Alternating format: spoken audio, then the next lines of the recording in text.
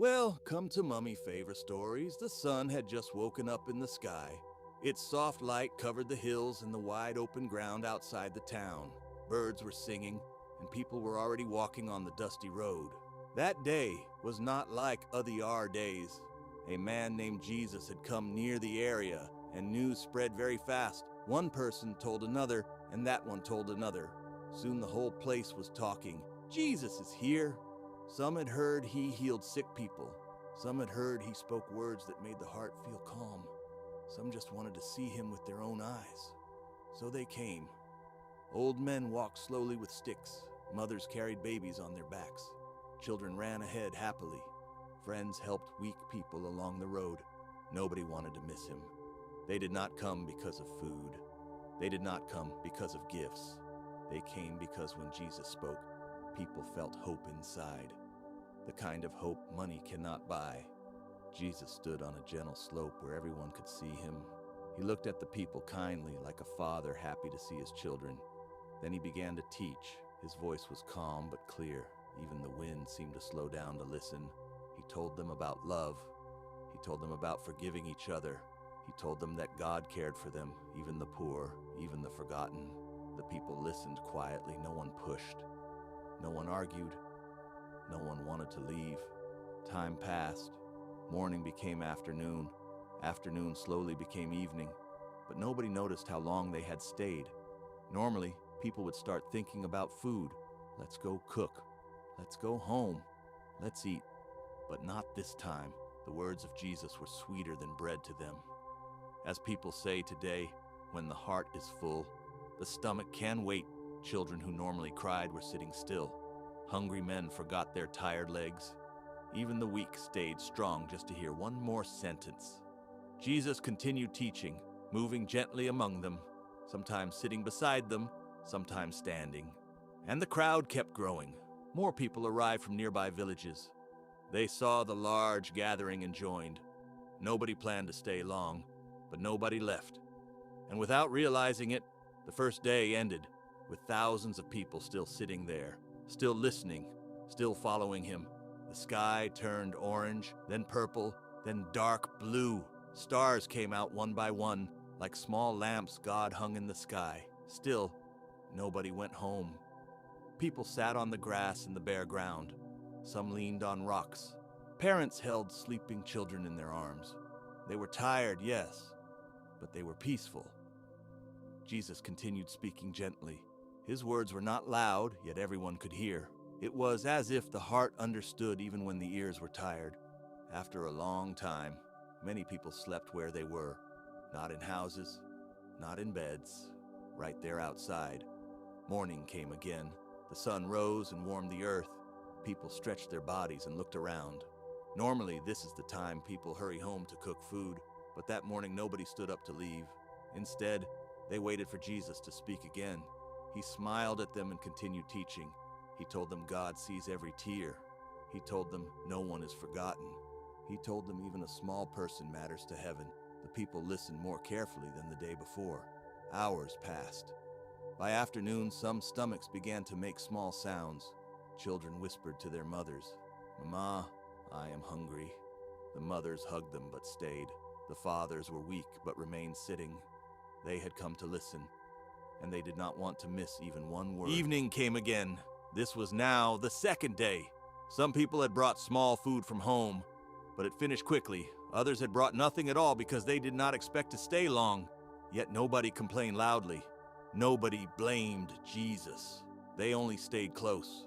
As people say today, where peace lives, comfort is not important. Another night passed. On the third morning, many people were now very weak. Some stood slowly. Some could hardly stand at all. But when Jesus looked at them, his face changed. He saw their hunger. He saw their tired eyes. He saw they had followed him for days without food. And deep inside his heart, he felt great compassion for them. He did not just see a crowd. He saw people he loved. And that is where the problem began. Jesus stood quietly for a moment, looking at the crowd. The people were still sitting on the ground trying to listen, but now it was harder. Some held their stomachs. Some leaned on their friends. Children were no longer playing. They were too weak. Jesus felt deep care inside his heart. He turned and called his disciples closer to him. They gathered around him, wondering what he wanted to say. Then Jesus spoke softly. "I feel sorry for these people.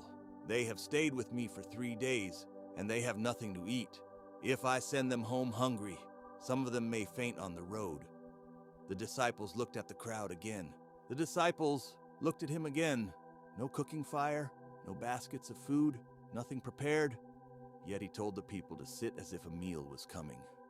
They hesitated for a moment, but they obeyed, and the crowd slowly began to sit down, not knowing they were about to witness something they would never forget. The disciples walked through the crowd, raising their voices gently. "Everyone, please sit down. Sit in groups, make space." People looked at each other with surprise. "Sit down? For what? Is food coming?" They could not see any food, no smoke from cooking, no carts arriving, no baskets being carried, only Jesus, standing calmly. Still, the people trusted him. Slowly, families sat together. Friends gathered in small circles. Parents placed children in front of them. Soon the wide ground was covered with groups of people sitting quietly. The place that was once noisy became peaceful again. The disciples returned to Jesus. In their hands was still the same small meal. 7 loaves and 1 fish. Nothing had changed. But Jesus looked as if everything had already changed. He took the bread into his hands. Then he lifted his eyes toward heaven. The wind moved softly across the crowd. Even the children became quiet. Jesus began to pray. He thanked God for the food. Not for much food, not for enough food, for the little food. The disciples exchanged looks. They still did not understand. As people say today, faith thanks before it sees. Jesus then broke 1 loaf in half. He gave it to a disciple. Then he broke another and another. He also divided the fish. He placed the pieces into the disciples' hands and said, "Give it to the people." They hesitated. Each disciple held only a small piece, barely enough for 1 person. Yet Jesus was calm. So they stepped toward the first group, not knowing what would happen next. The disciples began moving among the crowd. "Please sit down. Everyone sit down in groups," they called gently. Some people looked confused. A man whispered to his friend, "Do they not see? We are hungry." A mother asked softly, "Is food coming?" There were no cooking pots, no smell of food in the air, no workers bringing baskets. Only Jesus standing peacefully. Yet something about his voice made people obey. Slowly they arranged themselves on the ground. Families together, friends together, strangers sitting side by side. Children rested their heads on their parents' laps. The weak leaned on stronger shoulders. Soon the whole place looked organized, like people waiting for a great meal, even though no meal could be seen. The disciples returned to Jesus. In their hands was still the same small food, 7 loaves, 1 fish, nothing more. They were still worried. One disciple quietly said, "Master, this is too small." Another murmured, "This cannot reach everyone." But Jesus did not answer their fear. He took the bread into his hands, then he lifted his eyes upward. The air became still. People watched him carefully. Even those far away felt something important was about to happen. Jesus thanked God, not because it was plenty, not because it was enough. He thanked God for the little. As people say today, faith says thank you before the miracle arrives. Then he began to break the bread. He broke 1 loaf, gave it to a disciple, broke another, gave it again, broke again and again. He divided the fish also. Now each disciple held a small piece, very small, too small for thousands. Jesus told them gently, "Go, give it to the people." They paused, their hands held only enough for 1 person, maybe 2. Yet they obeyed. They stepped toward the first group of hungry people and stretched out their hands, not knowing heaven had already started working. The first disciple bent down to a small group of people. In his hand was only a tiny piece of bread. He gave it to the first man. Then he looked again into his basket. There was still bread. He frowned. He gave another piece to the next person. He looked again. Still there. He blinked. He gave to a child, then to the mother, then to another man. But the bread did not finish. His breathing changed. He turned the basket slightly, thinking maybe he did not see well. Yet the bread remained. Nearby, another disciple was doing the same. He shared the fish. 1 piece, 2 pieces, 5, 10. Still not finished. They began moving faster. From group to group they walked.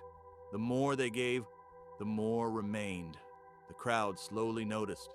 People expected a tiny bite, but each person received enough to eat. Children who were weak now sat up. Mothers smiled in surprise.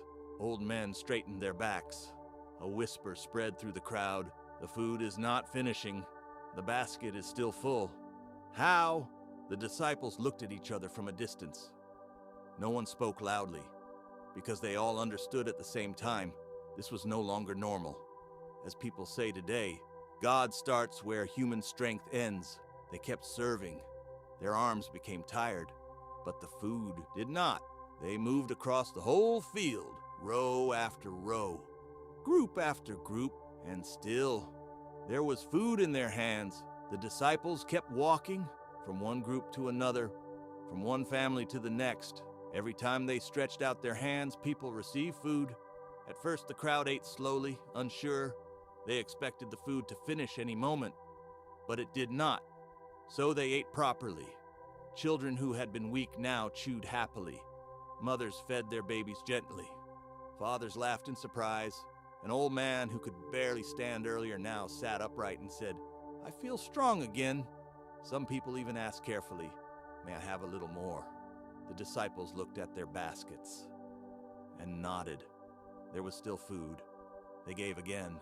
The ground that was once silent from hunger slowly filled with happy sounds, chewing, talking, soft laughter, no pushing, no fighting. Everyone had enough. The disciples themselves were now amazed. One whispered to another while serving, "My basket has not reduced." The other replied, "Mine too. I stopped trying to understand." They simply continued giving. As people say today, when God provides, He does not measure with human hands. Jesus stood watching them. He was calm. He was not surprised because He already knew what the Father could do. Time passed. Finally, the crowd stopped eating. Not because food finished, but because they were full. Very full. People leaned back satisfied. Children smiled with sleepy eyes. The weak were now strong again. For the first time in 3 days, nobody was hungry.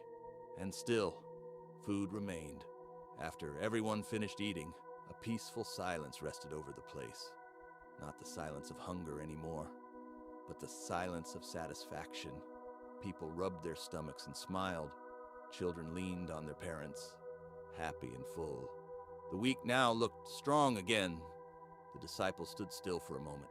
They looked at the crowd. Every single person had eaten. Then they looked down at their baskets. There was still food inside. They could hardly believe it. Jesus then spoke gently, "Gather the pieces that are left. Let nothing be wasted." The disciples quickly obeyed. They moved around the groups again, but this time not to give food. Now they were collecting it. They picked up bread pieces carefully. They gathered fish that remained.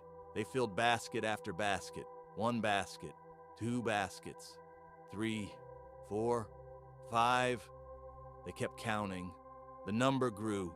The disciples looked at each other in shock. The food that started as almost nothing was now more after feeding thousands. As people say today, with God, little does not just become enough, it becomes overflow. Finally, they stopped. They counted the baskets again. There were many, filled with leftovers. The same disciples who worried before were now speechless. They remembered the tiny meal in their hands earlier, and now they were standing among full baskets.